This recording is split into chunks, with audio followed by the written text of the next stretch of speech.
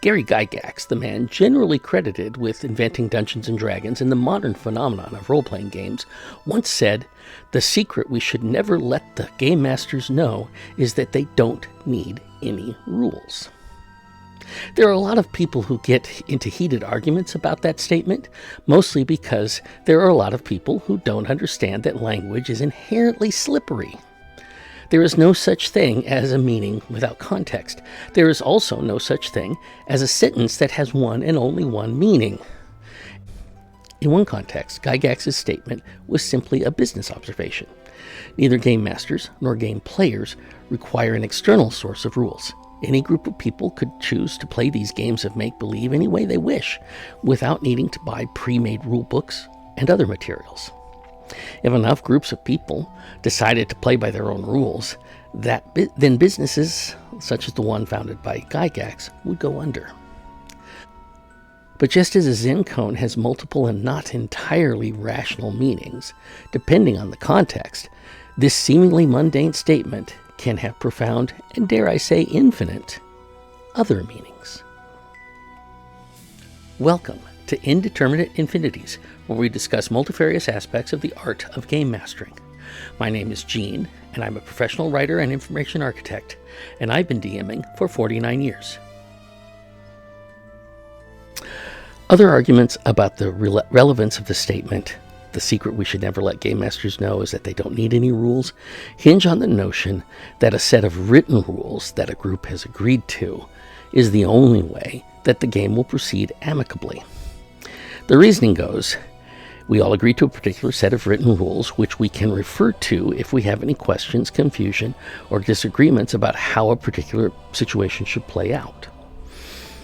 To give you a counterexample, I'm going to step out of the realm of RPGs for a few moments. The board game Monopoly was originally conceived in 1903 by a woman named Lizzie Meiji as a means to illustrate the aspects of the negative aspects of capitalism and concentrated land ownership. It was an anti-capitalist so-called folk game called the Landlord Game, which was very popular for more than 2 decades. Until Charles Darrow made some minor changes to the board and patented the game under the name Monopoly in 1935, falsely claiming to have invented it. Parker Brothers brought the patent from Darrow and began mass-producing the game, whose rules were hardly changed other than to remove Maggie's second set. The game was meant to be played alternately using her prosperity through cooperation rules after one had played under the monopoly exploitation rules to see the contrast between the two economic theories. There was a legal battle over the patents, which prompted Parker Brothers to buy Meiji's 2 patents for different versions of the game to bring an end to the legal proceedings. It has since become one of the most popular games, according to sales figures, in the world. Available in many countries and many languages. Throughout the English-speaking world, there is one rule in the official printed version sold with every one of those games, which virtually no one has ever followed. When a player lands on an unknown property, they have the option to buy the property at face value listed on the board or the title deed cards. All fine and good. But the rule goes on to say that if the player declines to purchase the property, whether because they don't have enough play money to do so or just don't want to, there must immediately be an auction between all of the players until someone owns the property. The next player can't roll their dice and move their piece until someone has won the auction. This allows for the possibility that the property may sell for far less than face value or far more. If you find yourself asking at this point, "I never heard of this rule," you're not alone. One theory for why this rule is virtually never followed is because the game was often played at family gatherings where some of the players are very young kids, their older siblings, and possibly an adult or two. Trying to run that auction was often confusing and contentious, particularly for the younger participants. And so parents, not wanting to deal with a tearful meltdown at the table, all started ignoring the rule. Instead, if a player declines to purchase the property, the next player simply rolls the dice and the property remains unsold until someone else lands on it and decides to buy it.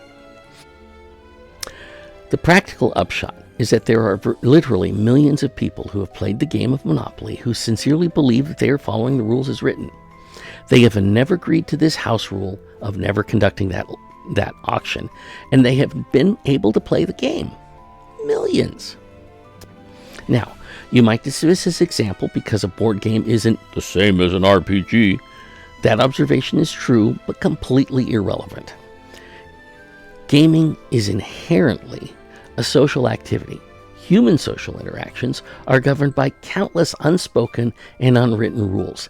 Similarly, every role-playing game, no matter how many rulebooks chock full of written rules there are, is also governed by countless unspoken and unwritten rules. One meaning we can derive from Gygax's statement, in addition to the trivial observation about buying any particular published rulebook, is that the ability to successfully run a tabletop role-playing game is not dependent on every single rule being explicitly agreed to in advance of play. That doesn't mean that there are absolutely no rules. It doesn't mean that anything goes. Rules can, and should be, altered, interpreted, and sometimes ignored in order to facilitate game flow and enjoyment. We tend to think that the job of deciding which rules to alter or ignore is solely the province of the game master, and it's true that at any specific moment during play of an RPG, the game master has to make the call. But if you want to be an excellent game master, you will make that call in the spirit of enjoyment and cooperation. I've always believed that the job of a DM or GM is not to tell the players how to play, nor tell players what to do, but rather to provide opportunities for the players to make decisions. It doesn't mean that the game master isn't a storyteller. It doesn't mean that the game master doesn't rely on the principles of story beats and character arcs and plot advancement. It simply means that the game master needs to be flexible and empathetic. Game masters need to be comfortable saying, "That's how we handled it that time," because none of us are here to have abstract arguments about rules. We want to play. After further consideration, I think I will approach the rule differently going forward.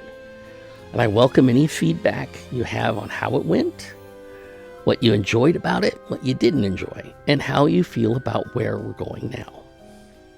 RPGs aren't board games, nor scripts, nor railroads. Neither are RPGs chaotic free-for-alls. They are a cooperative activity for mutual enjoyment.